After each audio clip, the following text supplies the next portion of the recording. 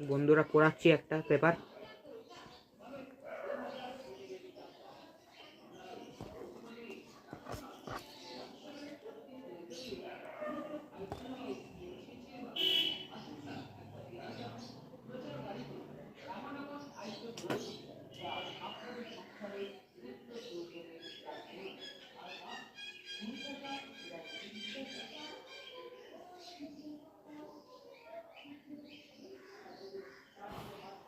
এই যে বন্ধুরা পনেরোটার পর আমি হাত দিয়ে একটু ঘষলাম,